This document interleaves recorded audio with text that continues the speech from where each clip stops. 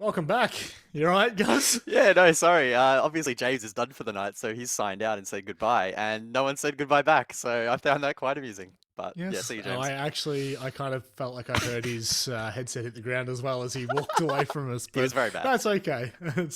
It is what it is. You know, sometimes that happens. We're all smiles here on the Asia League. Xenox, maybe not so much, but welcome back, my friend.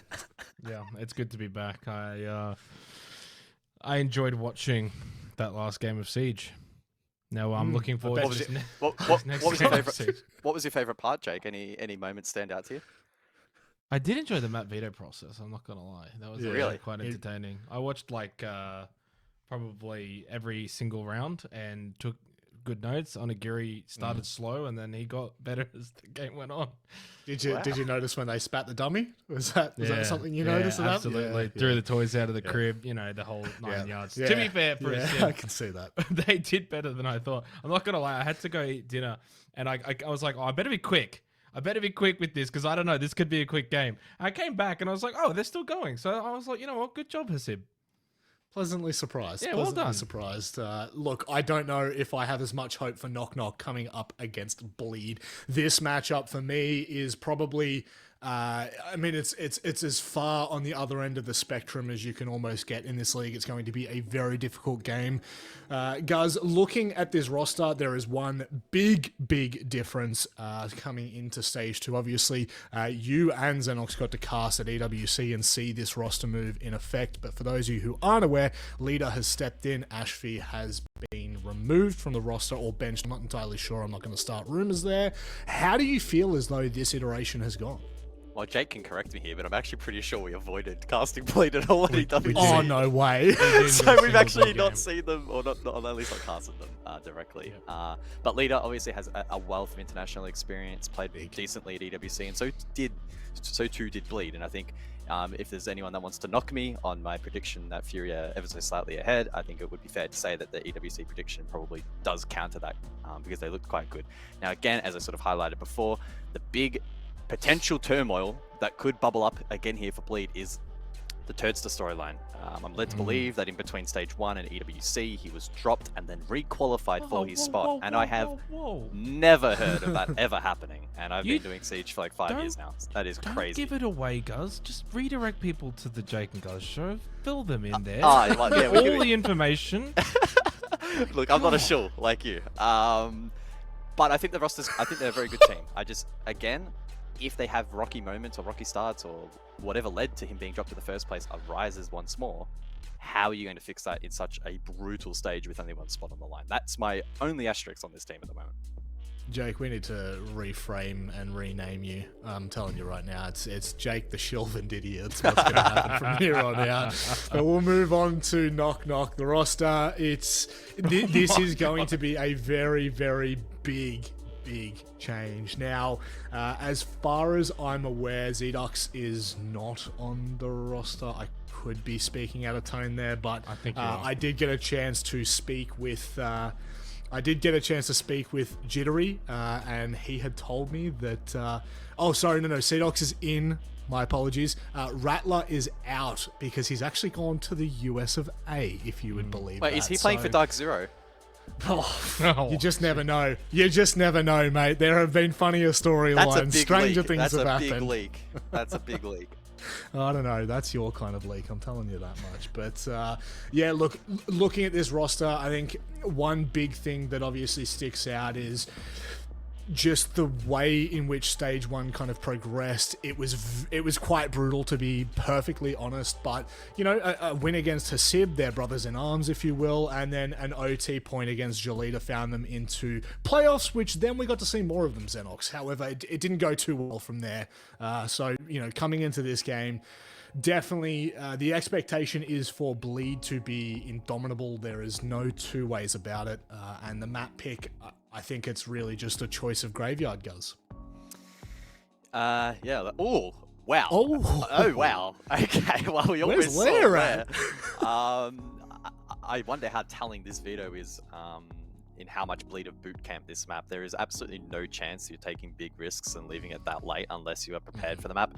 And honestly, I'd be questioning why you'd be wanting to play it against Knock Knock and reveal it in a match where you should just be beating them outright on literally any of the other 8 maps. That's pretty intriguing. But we go to Nighthaven Labs, a map that has certainly well and truly now entered into the meta, and teams have popularized the map, have been playing it quite a bit. And so, yeah, we'll see if Knock Knock are up to scratch on this particular map, because Bleed no doubt will be. Yeah, 2 roster changes for Knock Knock coming into this 1 roster change over the stage, but obviously Bleed have already shown that they can perform with their new iteration. Xenox, do you have anything of any words of wisdom for us for this matchup? Yeah, I mean, I think Nighthaven Labs is a very resounding A+ here for Bleed. They should win this comfortably. It's a map they've been able to bring into their map pool throughout stage 1. Didn't play it, grand final, brought it out, smashed Fury 7-1, decimated them, and then they brought it out at EWC as well very recently, beating Wolves on it, and then beating FaZe Clan on it, although of course that one did go to 8-7. So I think when I kind of look at this map, this should be a whitewash. In fact, it even has been so good for them recently that it forced out a ban from W7M. So yeah, this is a straight win for Bleed. I do agree though with Guz. I mean, I'm very surprised that Lair made it all the way to the end, because you don't really benefit too much. But I guess it's a case of playing chicken in some ways, because it takes a ban away throughout really the first couple of weeks of this stage. It's going to be a case of try and force the opponent to ban Lair so that we have a better veto process. Yeah, this is a dangerous prospect for Knock Knock, and it doesn't.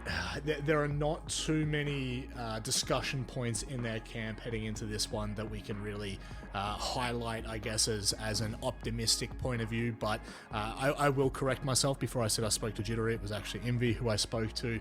And one thing that they noted is over the break, which obviously is quite extensive, they were working more on player coordination and just the overall team environment to try and make it more enjoyable for everyone. So there might be something in that you know, we can kind of hold on to hope for Knock Knock. Maybe not in this game specifically, but more so over the course of the entire stage. But Guz, there's also another comment in there that I think is quite important to, you know, make comment on, which is quotation marks. Everyone knows that latency is an issue for us when we compete against Asian teams, but I think it is what it is. We have to cope with it for now. Wait, did you just say the L word instead of the P word to soften the blow? Latency instead of ping? That's not my words. That comes from Envy. Wow, 2024, it's really changed you, Rob. Yeah, for those unaware, the UAE server available for this match, and that's what we're playing it on. Yep. Thank you for that incredible insight there, guys. So ping will be as it will be harsh for both sides.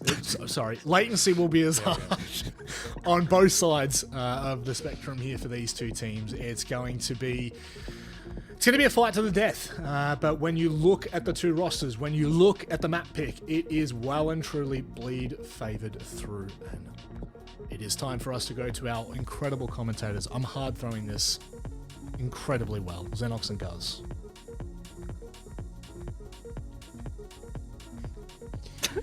Can we get Ian Chambers on Asia? This bloke doesn't know what he's doing. It was a point where I'm not gonna lie, I started to think he might actually start talking about the band process. Yeah, he was rambling. We were almost going to get into round 1. I thought maybe we're going to get some casting from Manic Monday. No, look, I'm excited for this because I'm very curious to this stage when it comes to Bleed. I mean, you brought up the point regarding Turd. Oh, man, what an awkward room that must be in, that you got dropped, then forced to retrial, and then I guess you were good enough that you got to keep your spot. But it must have this almost like holdover feeling deep down. I think in some ways, speaking candidly, Turd at times has had this almost license to probably, you know, have this social media presence. He likes to speak out, all of these things, and maybe it's a bit of a wake-up call that it's like kind of real things in a little bit, you know, focusing on the game. We're trying to do something very special here. Deimos Montaigne banned out, but I'll be very curious to see stage 2. Do we see a little bit more of a reeled-in Turd and God, that sounds weird. Reeled-in Turd star. And see. It's a shocking name. It's a shocking name. His first name wasn't that amazing either. Who calls themselves Scucks and then says, "Nah, I'll be a Turdster instead"? Like, come on, mate. Go with the better name. He's definitely trolling. He's definitely trolling us, the casters, with that name. I should also, again, sort of clarify a little bit in terms of server selection for this match. So for those unaware, there is a server matrix that is used to match teams against one another because they are scattered across Asia. The default server is SEA, but teams can request a ping test and they'll play on the lowest average, which is UAE North of all servers between these two, a team from South Asia and Singapore. So I don't know, geography does weird things, and that is the server that we'll be playing on. So I think Bleed are on like 110, and I would assume Knock Knock are on like 60 plus. So It's the only time it's going to happen all stage. So. Yeah, for sure. It is an anomaly, and so I think as much as I don't like to use it as much of an excuse, I think concessions can be made if Bleed drop a couple rounds here just because of a couple fights don't go their way. Yeah, but I mean, how much concession do you give them? If they lose this, I think it's completely irrelevant. Not that far. I'm pitching this as like a 7-4, and Bleed will have some scrappy rounds. Really, 7-4? Interesting. Yeah. I mean, look, it's certainly a difference maker, but you play in a region where, when we talk about ping, it's always relevant, and it always has been. It's a little bit disappointing that it's kind of propped back up again for this particular game, but I think Bleed of all teams should be, more than fine to deal with this. The question will be if they kind of change their playstyle a little bit to maybe suit said ping, right? Like that's something that we always kind of talk about, that swing playstyle. But I mean, even last time these two teams played last stage, it was 7-3. So you're probably on the ballpark. If you're saying like 7-4, you add that one extra round, it's probably about that 1-2 extra kind of round.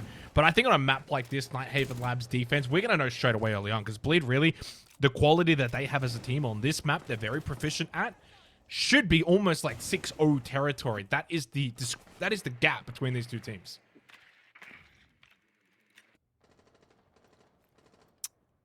So a bit of a roam employed.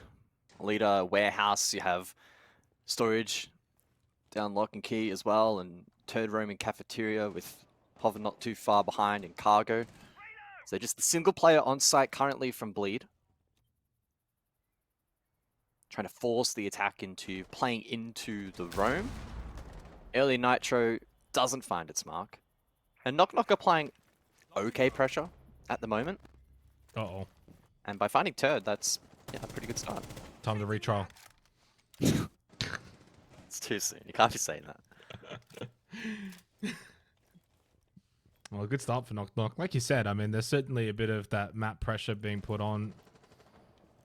The decent positions that have been gained. Bleed aren't going to play this super passive, right? They're going to hold angles. They're going to try and take these fights. Lovely swing from Holven. Rums with Buck out the window, losing his life on the Thatcher. Evened all up now for Bleed. Holding cargo well, but leader will fall to Envy.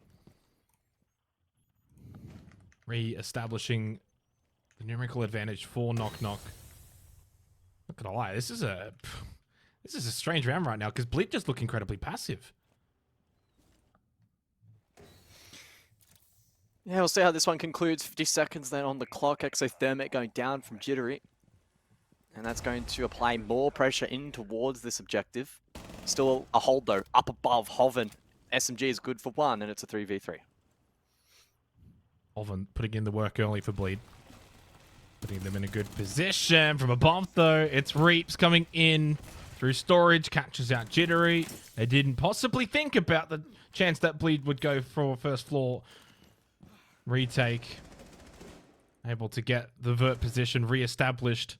And that puts Envy and Sandy in an incredibly difficult position. Not only do you have to push into sight where you haven't really cleared it out, but this player's still above that can push him from behind. The rotations are strong from Bleed. Hoven got them going in the middle portion of this round, but Mentalist able to get a couple at the end. The Gumine does the job. Really good flank as well from Reaps. And Bleed will take the opening round without much fanfare. It wasn't exactly an explosive round from Bleed. Got the job done. Good kills from Hoven, and at an individual level, as a team, Bleed never really gave up site control or anything like that. Yeah, I mean, not the worst round.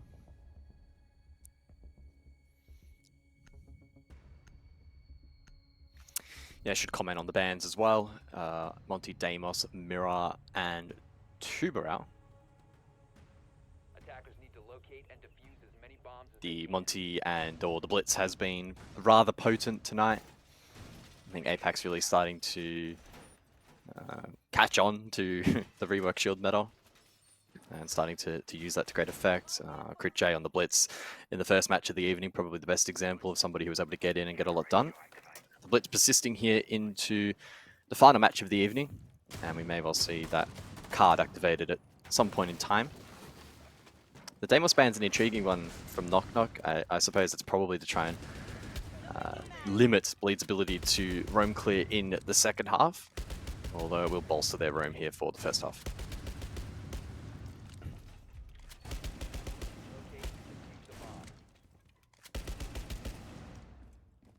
It's kind of hard to pinpoint, you know, when you kind of look at Knock Knock, if you want to break that round down. Couple of kills early on, Bleed on the roam above.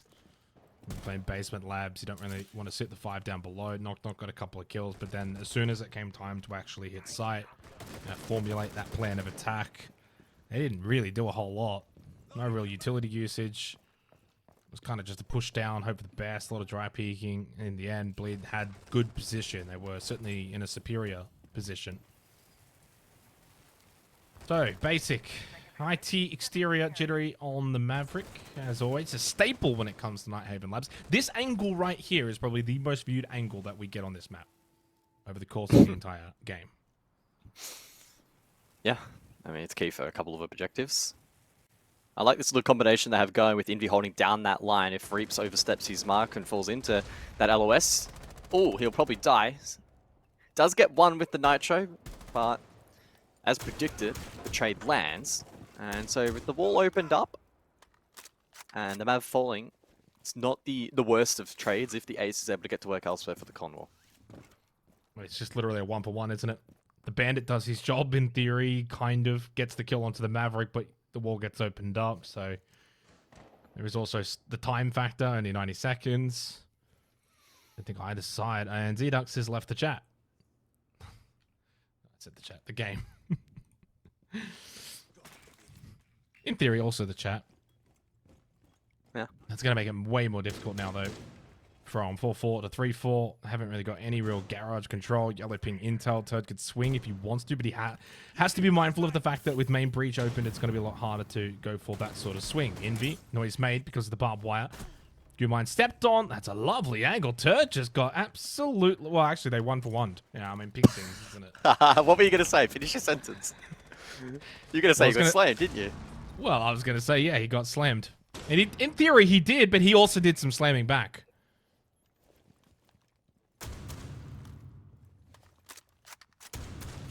Well, 2v3 then. 40 seconds on the clock, and a difficult trade out lies ahead for Knock Knock. Envy falls, and Sandy can't swing that as he has to walk past this crossfire.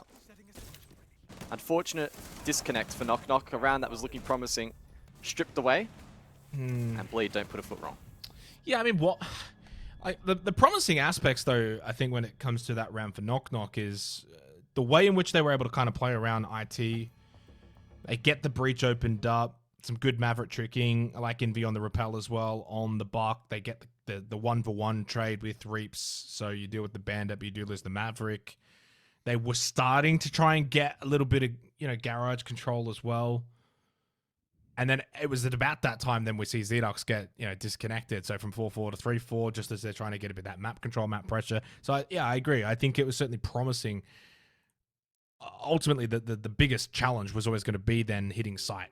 It's going to be one of the hardest ones when it comes to IT and service. So we'll never know, but as soon as they did lose that play, you could really kind of feel all momentum just dissipate out of the server for Knock Knock on the attack. Bleed had full control, never lost sight. And speaking of control, we head to first floor, control and storage. And yeah, I mean, at this point in the round, Knock Knock had already lost Zdux, who looks like he came straight back in. You can see him flicking around the cams and stuff. So I don't imagine this tech should be too long, I hope. No, I don't think that'll be the case. Yeah, I really enjoyed that contest over towards the main breach. Reaps eventually traded out, and if they're able to keep pace without that DC, I think it would have been a far more interesting round. They still had a couple pieces of util with the Summers as well late, and that could have exposed some of those defensive positions a little bit more, perhaps, as well. But, yeah, not meant to be. And we go down to first floor for round number 3, storage more specifically. And an upstairs extension, as expected here from Bleed.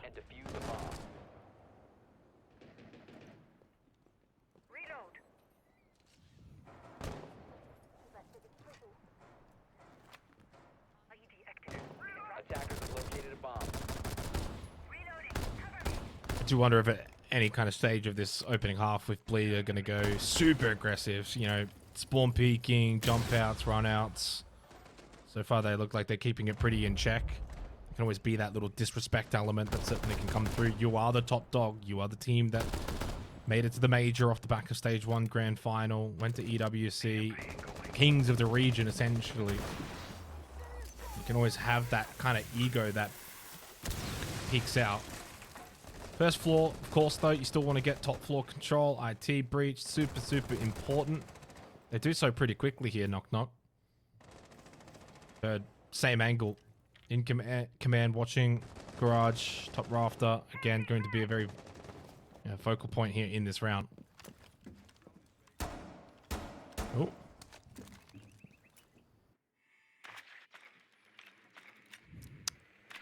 So the IQ lurk then available and can deal with default cams and any other utility scattered around. While the upstairs hold here is still very much in one piece outside of the exterior breaches, which are anticipated to be opened up anyway. So I do wonder if Knock Knock are actually going to directly contest, because at the moment, it doesn't really look like that will be the case. Bit of a lurk down below, the horizontal pressure as well coming through from the likes of Rhymes with Buck. And so top floor may be largely ignored here by Knock Knock. They don't have a Buck or a Ram, so dedicated Vert. Maybe that's why. But it opens up opportunities like this for Reaps to sit above on these lines of sight and find picks for free. I mean, I know that's what they're somewhat doing. I don't think you can ignore top floor. Not on this bomb site. I mean, seriously, you've got to be able to play the Vert, try and push out. You can also take the fights too, and then you can go for a pinch on first floor. Logic bomb out. Bleeder got all the best positions. Bleeder in a great spot as well on the water. That's kit down. Spot that. Call it out. Double kill. Xedox does his job to go for the trade, but he's just a little bit delayed. You know, Reap's got one of the earlier kills and then follows up with another one here, playing from that server position. Flawless round. So they got IT opened up pretty quickly, guys, but after they got that, they kind of played it off as a bit of perceived pressure and then just kind of left it there. Yeah, I mean, in the most basic terms, they filtered in one by one and fed Warden, and you can't counter the Warden with the sort of utility that they were attempting to. You got to know Warden's there like as well, flash right? smokes. So it's bizarre. Yeah, but again, that links back to a lack of vertical pressure. The horizontal player then doesn't pay off, so they were pretty much forced into that being the final win condition and just hoping they could at minimum trade the Warden. And if that doesn't work out, you don't win the round, and that's what happened. I mean, is there a world in which you open up IT, then you kind of rotate other side, go for a bit of a blue entry, play from that side of the map, sweep across, try and pinch out players like Turd, like Reeves, clear out server, clear out command, and then from there you've got top floor control. Then you from that can play the Vert, makes it a bit harder to hold certain positions, and then eventually you can get more pressure onto Garage. It just almost felt a little bit too one-dimensional, a little bit almost too horizontally direct, especially at the end there with the double jump in towards the Warden. There was just no map control from Knock Knock, and it almost felt like they didn't want to take it. Yeah, Bleed aren't really doing a whole lot here, but one thing they are doing is they're actually playing very conventional Siege. You know, this is a team that, like, when you kind of look at a lot of these players, and when this team was first put together, they too, like a lot of teams in Asia, played a bit of that fast pace. But as they've been able to play more and more internationally, you can almost see the elements of that creeping into their playstyle where they don't make these mistakes. I mean, I'll take it back, guys, to the oh no, was it the game that me and James did on Clubhouse with, was it us? The swinging Songler and the swinging Scarlet? I can't recall who I cast it with. On Club, that was with James. With the, yeah, with James. Bandit tricks. Yeah. I did do 2 clubs today, so you can excuse me there, but you can see the differences. You're not seeing that from Bleed. They're not playing weird angles. They're not over-swinging. They're playing confident as a team. Good trade positions. Their positions they're holding matter and certainly are the right ways to play. They're not jumping out. They're not running out. They're not disrespecting Knock Knock. They're just playing a pretty standard style of Siege that I think holds up well, and they're just getting the job done. Yeah, I mean, their structure's really sound, and it seems like Knock Knock are looking for that point of least resistance. They don't have the confidence in the systems to, you know, break that down with consistency. That's why we probably saw the horizontal rotation last round. And so Bleed can just double down in playing standard Siege. They don't need to be taking big risks to find success. Another roam above. Info this time available to Knock Knock, so we'll see how they go about clearing it. They also have the Jackal Dokkaebi combo, and if they're able to clear that path, the Ram can then follow through and help open up this floor above the objective. Yeah, decent lineup. I like this lineup for Knock Knock. You get the Jackal, the Dokkaebi can certainly facilitate the clear game, and then you've got floor breach, or floor, soft wall, soft floor, then hard breach. But again, I don't think Bleed are going to really give them much here, so you've got to go find it, right? That's the thing. Red ping information, can you play off it? Nope. Soon as they get that intel onto Reaps and his whereabouts, he finds the kill.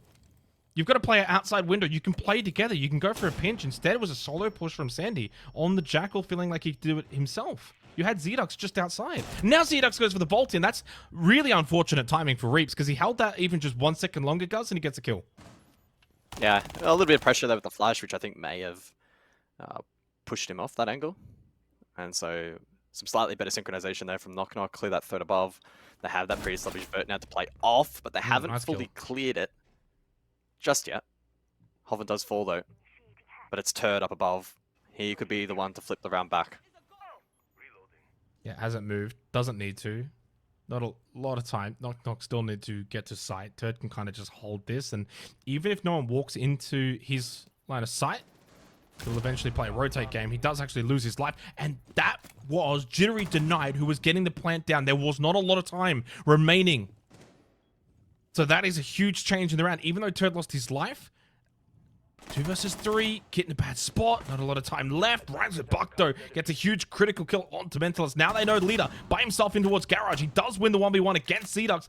Zedux probably could have just ran at that point and tried to fall to sight and help out with the other two, and Envy and Rhymes with Buck. He will get the plant down. Leader again taking another 1v1. He knows the plant is close and he gets the headshot kill. 3 1v1s created because you gave them to him. Oh, that's why they picked him up. Good solo play there from Leader. I don't think the attempt there from Knock Knock was all too bad. The flash there to try and cover and go for the plant. Maybe a little bit over aggressive. Second player couldn't trade, immediately stuck in that plant animation. And once you're left on that island on the high ground, Leader knows exactly where that player is and lands the shot with some good crosshair placement. So Zedux doesn't need to peek there at all because he can actually hide. He plays the hide game, force then Leader to have to drop down. He has to drop the hatch to deny the plant. Then from there, you can actually follow in from behind and you can then get that pinch. So there's multiple ways you can play that round if you're Knock Knock, if you're just a little bit more patient. It's a 3 versus 1. It is a 3 versus 1, and you have intel where that player is and where his rotation path is to try and stop plant. And it's just Zedux peaks, and then at that point, I can't remember if it was, it was definitely Envy. Envy feels like he's kind of stopped across to the planter, so he's holding an angle where he exposes himself. Don't get me wrong, throughout all of this, Leader's hitting some great shots, and he has to, and it's 3 1v1s. He could die at any moment. He's played that really, really well, but man, he's been also just handed that on a silver platter. 4 rounds defensively, 4 bleed. Better from Knock Knock overall, and I will say, I don't think the scoreboard is entirely indicative. They've had good moments, but they haven't been able to piece it all together in one round.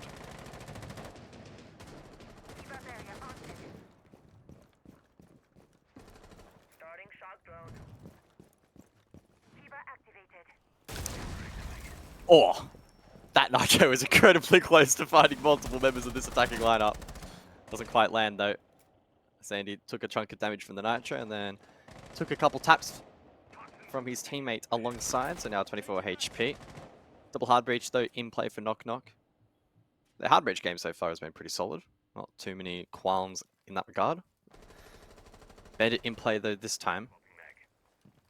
So they may have to sync with some vert pressure from below if the wall's being actively tricked, which I don't believe it is.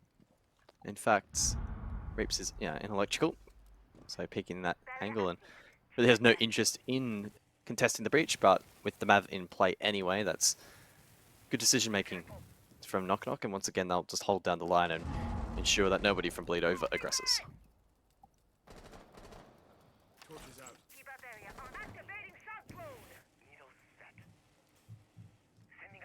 do need to keep in mind somewhat this is a map that can lean favor towards defense. Every chance that Knock Knock will be able to flip things a little bit in the second half, but Bleed building up a very strong foundation now with this scoreline. And I actually think there's probably another 2 levels that they can go to in terms of gears. Flash in from Envy. Well, he's done a great job of flashing himself there. So he can't now play off of that piece of utility. It's not a huge loss, but every piece of utility certainly matters. Does get the drone in, does spot the goo mine, doesn't get much else. 60 seconds left, Mentalist close, shotgun towards blue.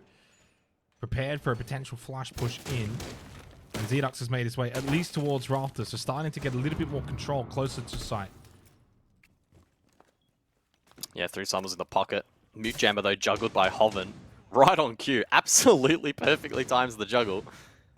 And any chance now of pressuring in towards the ace site, outside of a blue hit, is off the cards now. Yeah, and they can't clear the Mute Jammer from down below. Well, the opening kill for Hoven, 5-1. He has been incredibly efficient. Kill back at least from Zedux does keep this round still alive. A second found in quick succession. It's been a rough game for Turd. 1 and 4. Not a lot of time remaining though, and it's been the same old story really in this half where it comes down to this final push and they usually will get slaughtered, and even though you get that 1 pick, no one is able to get the kit onto the ground. Hoven finds a couple in this round. He is tremendous right now. The latency clearly not affecting some for Bleed, maybe others are though. As for Knock Knock, well, they just not have been able to really get anything towards site. Off-site hasn't been too bad, but you don't win rounds off-site, Gus. No, again, hard breach play, the Mav combo, great, but then stalled out immediately there on the breach. Now they did try to unlock that with the buck down below, but the shots didn't land. Beaten out on the third on the high ground. And then it kind of unraveled quite promptly from that point onwards. And yeah, the replay package confirms it. It was Hoven up above. Yeah, Sandy's not even looking. He hit a perfectly timed Mute Jammer, so that was a key point in the round, and he played that incredibly well. That was all on him. And then the follow-up from the attack just not up to the task. Well, I did say at the start of this game, 6-0 could be on the cards for Bleed at the conclusion of this opening half, and it's very close to being achieved. Again, there's been some decent moments from Knock Knock. It's just the reality of kind of where they are at and where, there is a huge gulf between these two teams. But you think back to last stage, and it was a 7-3 on Chalet. So this is even worse. But I did put it to the map veto. When I saw the map veto, I just thought, well, this is a loss instantly, and it's a matter of by how much. And I think it's a testament to Bleed that they've been able to improve their map pool over the last 6 to 8 months. And this is not a map that they played at all throughout stage 1 in terms of group stage. Brought it out only until the grand final, and then it has now become a staple. It's a hard team when you're a team like... You could have taken them to any map, and clearly showed by the fact that Bleed actually ended up leaving Lair all the way through. They knew full well they could have got anything here, and it would have been sound. But on a map like Nighthaven Labs, it can feel so claustrophobic trying to push in and clear out. Reaps, close angle here on the IT breach. The way he's holding this, though, is just so confident. I think the trolling's creeping in a little bit now. Yeah. How does he get out of that? What? Okay, he shouldn't be getting out. He shouldn't be there in the first place. I think that little moment really just highlights the lack of confidence that Knock Knock have in clearing these positions. Now, I mean, to an extent, hard to blame them. You're 0-5 down against the best team in the region, or one of the best teams in the region, but you're never going to be competitive if that's how you approach the game. I think Hover would be a bit disappointed that he couldn't actually get the kill there onto Envy. Flashback in towards Blues, the Edox on the other side. Logic Bomb, second one and last one now utilized. 90 seconds left. Hoven, I think, could just fall back off this, allow the entry. They got one over towards Blue anyway, and Mentalist. He may actually catch them off guard somewhat. There was a bit of a pre-fire spray. Loved a close angle swing as well. So you had the longer range shots come through. Envy then gets lulled into the sense that maybe close range hasn't quite got covered anymore, but Hoven then swings in. Turd again losing his life. 1 and 5. And struggle streak for him, but as a team, Bleed doing more than fine. Eventually, Hoven will lose his life. Leader just got brought back up. Rhymes with Buck able to get rid of Reaps, and suddenly a round is winnable for Knock Knock. It's a 2 versus 2, guys. They're very wounded 2v2, might I add. A Mentalist goes for the swing. The hint of trolling certainly has crept in for this 6th round. Yeah, and Leader now 5 HP. Already hit one big clutch this evening, but this one would be arguably even bigger and incredibly unlikely at this point. Knock Knock able to flick a switch through that push there, show some confidence and a good number of double swings as well. And with 25 seconds on the clock, the perfect half for Bleed now looking far more challenging. Was one. And then done. Finally, Knock Knock on the board.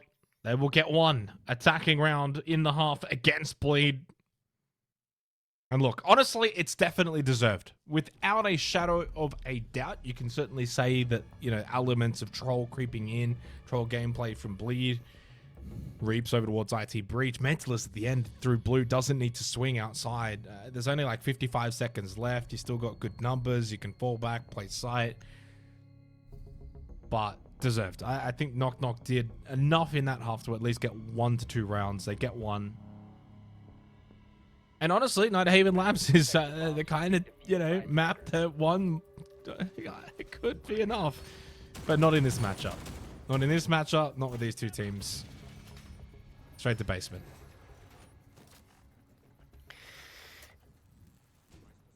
Yeah, unfortunately, it doesn't paint the brightest of pictures for South Asia in this stage, and it's going to continue to be an uphill battle.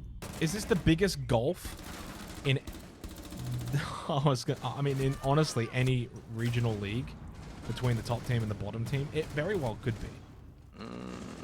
It's up there. It's in the conversation at the very least. Yeah, probably. I think again, it's reflective of the international experience that Bleed have, bringing in Leader as well, alongside all the other tournaments they've been able to play. And unfortunate for South Asia, they're kind of just chilling in their own little sub-region and have limited scrim quality and competition. And that's tell you what, why they're in this position. Leader has been playing incredibly well, because this is almost like a welcome to APAC moment, playing on 110 ping. 8-3. I'd hate to see him in some of the other games on SCA where they're on, I think, 10 or less ping, being in Singapore. He'll be looking real sharp. Put much stock into the 1-5 start for Turd. It's been a rough one. He hasn't really been able to win any of his ones.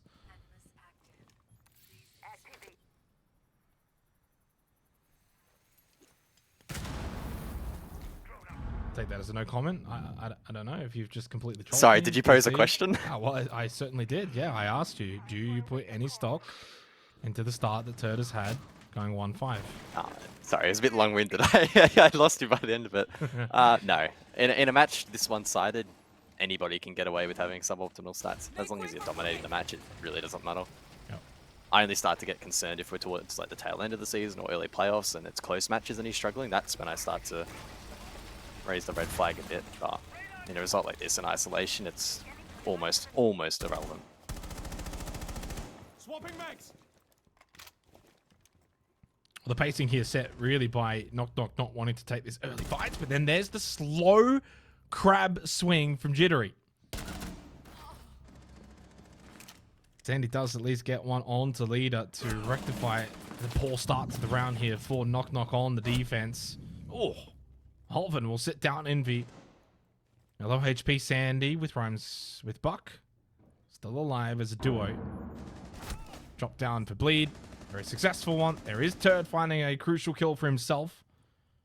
As Reaps will get the diffuser onto the floor. Sandy will look for a drop as well. He does a little 360.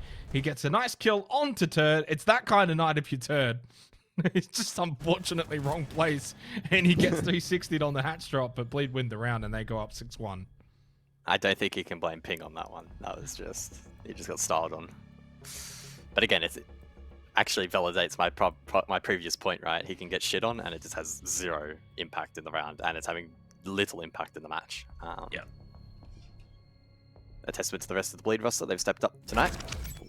And again, Leader, who's being inducted into APAC this evening, getting the full immersive experience, playing quite well.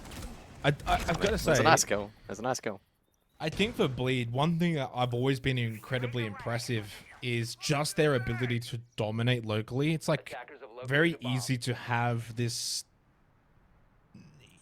ethos that where it's like, oh well, it's knock knock, who cares, and we'll just win. But to me, again, this is just external, you know, kind of looking in. But I've seen with Bleed over the last 12 months or so, they just always look like they're locked in and treating every game with that respect. Sure, maybe within a certain round when they're up, 6-1 or 5-1 or whatever, they might add those little elements of troll and certainly could, play smarter Siege. But for the most part, they come into this game tonight, they're not messing around. They want to, their attitude is like they want to destroy you. And I think that's the best way to go about it.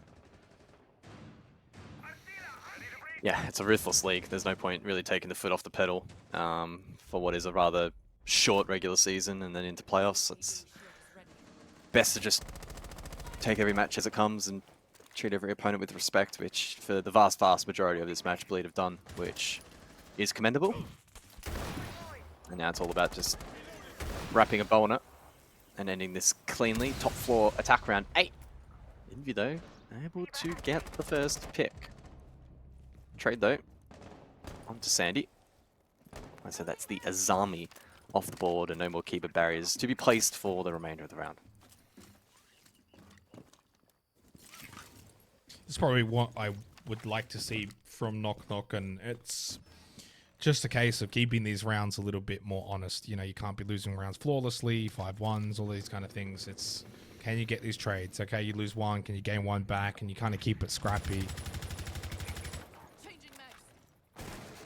I mean, this will be the hardest test on the stage, played A1, and they get to learn a lot from this. I think this is actually what you would want. If you're a team like Knock Knock, it's like, let's play the best straight away, learn from that, see what the best looks like and how we can maybe take elements of that. And if I'm Knock Knock, I'm not coming into this game expecting to beat them, but it's all about what can you take away from it. What are those learnings? What are those key takeaways? And then applying that to the rest of the stage. What better time to get those learnings than than Play-Doh 1? So breach pressure then from Bleed. We didn't see a lot of that from Knock Knock in through Garage, and we'll see what kind of problems this may pose in the 4 versus 3. This should be quite tradable. But Envy aggresses. Wow. Okay. Yeah, he was aggressive at the start of the round as well when he got that kill on to Leader. Reaps now technically a 1v3, already having gotten one of the kills though. Up close, cut break is good. Jittery's on the floor, but then Rhymes with Buck comes to save the day. No last second heroics from Mr. Keanu Reaps himself. It's a second round that has been acquired now for Knock Knock. I think Reaps just had like a very momentary panic moment. I don't know if he had identified immediately that the clash had been down, but he could have positioned himself slightly better there. Either way, though, it's a minute mistake. Envy was really the key player in the round, found the multi, and swung things back. After that wall had been opened up into side and left the defense exposed, I was a little bit afraid that Bleed were going to be able to trade out that advantage, but some good resilience there from Knock Knock, and they head us over to storage and control for round number 9.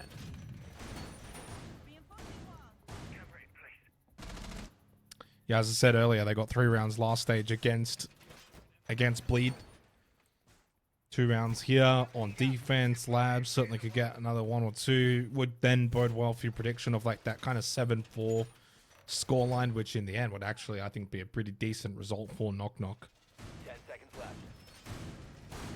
Zedox has played well. Honestly, at an individual level, I mean, I'm not kind of ragging on Jittery here, but, Envy, Sandy, Zedox, Buck, they've all had good moments. It's been a pretty commendable effort inside of the server. They just haven't quite got the quality of the team to deal with those, late round executions, especially on the attacking side, but they certainly were a bit better there in that last round. Buck has completely messed that one up. Yeah, that was butchered pretty hard. So this is why I was praising. James was all about, oh, they just messed it up, blah blah blah. See, it's not easy. It's not easy. Couldn't even get one wall, let alone two. Yeah, I'm not entirely sure what happened there. But I do know the wall has been opened up, so pressure into warehouse now for the remainder of the round, and all eyes now over towards the exterior IT breach. Turd on the shock drone. We'll be looking to help clear utility. And nobody from Knock Knock clears said shock drone, but 2 in the pocket still for Rhymes with Buck. And he got that one, so he made up for it. Yeah, a little bit later in the round though, Reap's already in towards electrical. Double digits for Reaps along with Hoffman. Reloading. 21 between them have been really lighting up the server. Expecting maybe someone to come in through the back of Con, but his senses not quite correct from our vision. We know that's not going to be occupied by anyone of Knock Knock. Really doing a good job though of trying to keep this vert established. Reeves is just trying to see if anyone's going to walk into him, and rightfully so, because that's something that Knock Knock have actually been kind of doing. Going for these peaks, going for these swings. Reeves has really had no one walk into him. Leader found one onto Jittery, 3v3, 60 seconds left, in towards site dome. Leader can get the plant down. Reeves almost finding the kill through the floorboards. Match Assault not going to do anything, and the plant has successfully gone down. It's now a retake scenario for Knock Knock. Oh, the drop down. Will it be successful? Likely not. Rise with Buck now. A 1v2 still up above as Turd calls GG in the chat. And leaves. He's left! He's got no faith in Rhymes with Buck. I've never wanted someone to win more than that, but he lost. That is so incredibly toxic from Turd. He called GG and left the server before the round was done. Rhymes with Buck had every chance in a 1v2. Turd said, nah, no chance. You ain't beating my teammates. Bleed, take it. In the end, 7-2 on Nighthaven Labs. I don't think I've ever seen anybody do that. At Pro League, no, not at this level. And look, to be honest, probably rightfully so. We'll bring Rob in and get his deep analytical takes on what was an absolutely incredible 7-2. Riveting. Lots of analytical moments for me to break down. So many, in fact, I'm struggling to choose. Michael, there's a lot of moments that really warrant my attention. The least of which, Turd, not on. Sorry, absolutely not on. That is ridiculously disrespectful. I'll call it out when I see it. That's some shit. You should not be doing that in a professional match against another team. I love professionalism as he just swears and talks about professionalism. Can't help it, mate. That's just, for me, that's one step too far on a team that is at the bottom of the rung in your own league. Is this a bit personal, Rob? Has anyone done that to you before? I feel like you get... Nah, just like fair enough if it's a like a Fury, for example, and there's a bit of banter in the chat, but right. Yeah, I don't know. That rubs me up the wrong way. But let's start talking about this match as a whole. I think from start to finish, there was never any question. I actually think that it's probably more the conversation like we had with Hasib, which is, what did we see from Knock Knock? Was it enough? And for me, against Bleed on, a map like Nighthaven Labs, where you're expecting Bleed to... I mean, I don't think any team in Asia is going to beat them. Honestly, I think Knock Knock hold their own in some of those rounds. There are some rounds that get quite close. There are a lot of rounds that come down to trays toward the end of the round. I think there were 2 or 3 that I could count where you're literally coming down to 2v2, 3v3s. And, a 1v3 going the way of Leader, which was a massive performance. I think that overall, this is the Bleed that we needed to see. This is the Bleed that we wanted to see. And this is a statement set for the rest of the stage, guys. Yeah, for sure. They put the foot down, Bleed, minimize the trolling to the best of their ability. Yep. and had a couple of big standout moments in a match where it's actually quite difficult to have those. So yeah, a good induction for Leader to the APAC level and the environment in which it offers, and for Bleed again, it's just about keeping that pressure up and not letting the foot slip, which I think has probably been one of their biggest improvements over the last 6 months. Now, I'm just going to call out something before we even start this interview. I saw Leader jump inside of our Discord and he instantly muted. This man is media trained. Let's welcome him in and welcome him into the Asia League for the very first time. Leader, I've got to say, there's a lot of things we could talk about. Your 1v3 in that game, the fact that it was so dominant. But I kind of want to get more of a holistic picture after EWC, in between EWC and Stage 2 now. What has that transition been like preparing for Asia League? I mean, I'll be honest, like we haven't really practiced too much since EWC, but like we have definitely like talked a lot about the issues we had in the game against especially W7M, and like addressing like mistakes we made on certain maps. Because from the outside it could be like, oh, they're just a Night Even Labs team kind of thing, but we are much more than that. Like we are good on every map, and we're just gonna like prove that to everyone going forward. Yeah, I mean, I feel like it's the complete opposite because I go back to stage one and Labs didn't even come out until like the grand final. So, if anything, it really kind of highlights the deep map pool that I think you guys actually have.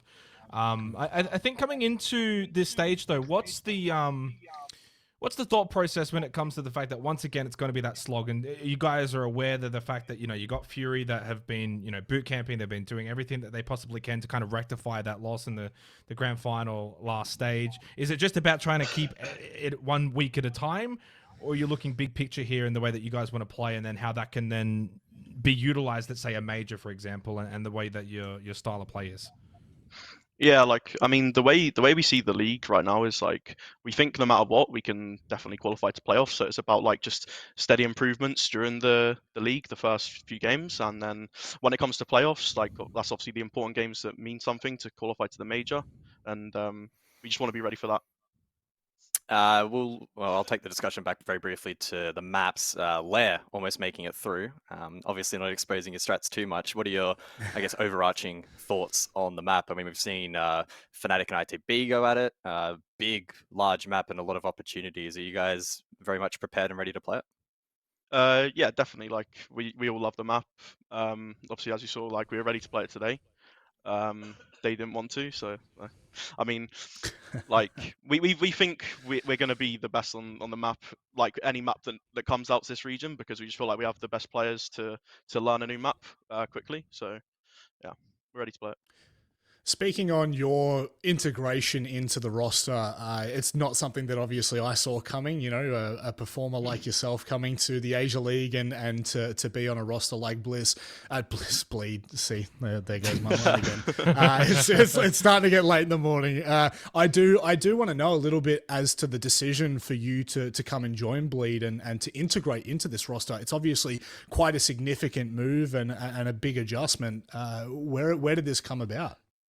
Yeah, so actually after like the major with GK, after we done well in Atlanta, I had quite a few offers, and um, nothing really like struck out to me like before SI. So it was kind of like wasn't really making a full decision. And then after SI, I heard from a couple of players that Asfi, for instance, had a military service. It wasn't like a decision they wanted to kick him. He was a good player. They liked him. But it was one of those things they were like, look, we got a player that's leaving. We can't do anything about it, but we'd want to pick up you. And so I was like very keen from the start. I didn't get to play stage one. That was down to my own mistakes. I kind of like I didn't choose a team when I had the opportunity, so I missed out on stage one. The opportunity was gone um, when I actually like had a decision. So when it came to before EWC, I had quite a few offers from EU as well, and because I was so keen on Bleed before, I felt like I could have the biggest impact on this team, and I feel like they're showing great stuff internationally. Everything. I just thought it was like a great fit.